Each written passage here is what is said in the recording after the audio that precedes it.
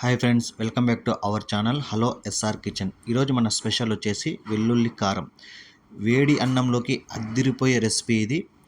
మనకి కర్రీ లేనప్పుడు ఒక 3 నుంచి 5 నిమిషాల లోపు చేసుకునే ఈజీ రెసిపీ. ఎక్కువ మనకి ఐటమ్స్ కూడా ఏం అవసరం లేకుండా ఈజీగా చేసుకోవచ్చు.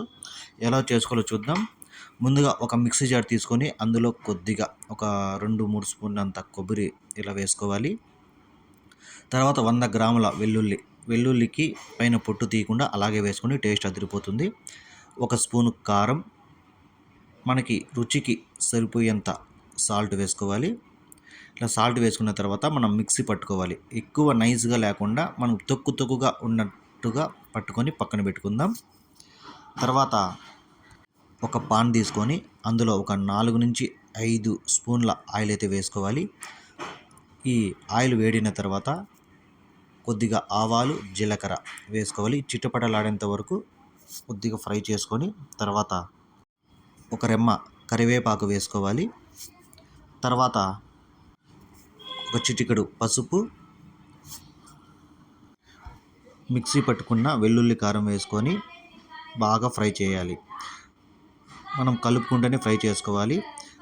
ఈ ఆయిల్ మొత్తం ఈ వెల్లుల్లి కారానికి పట్టేలాగా ఫ్రై చేసుకోవాలి. మనకి ఇదంతా ఈ ఆయిల్ మొత్తం ఈ వెల్లుల్లి కారంకి పడుతుంది. అప్పుడు ఆయిల్ మొత్తం వెళ్ళిపోతుంది కాబట్టి అంతవరకు మనం ఫ్రై చేసుకోవాలి. మనకు కనీసం ఒక 3 నుంచి 4 నిమిషాలు అయితే పడుతుంది. ఖచ్చితంగా ఇలా కలుపుతూనే మనం ఈ వెల్లుల్లి కారాన్ని ఫ్రై చేసుకోవాలి.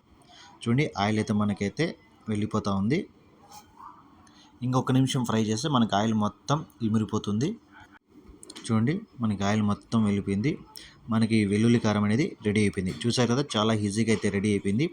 వేడి అన్నంలోకి అయితే మీరు రైస్ మొత్తాన్ని అయితే ఖాళీ చేస్తారు. అంత టేస్ట్గా అయితే ఉంటుంది.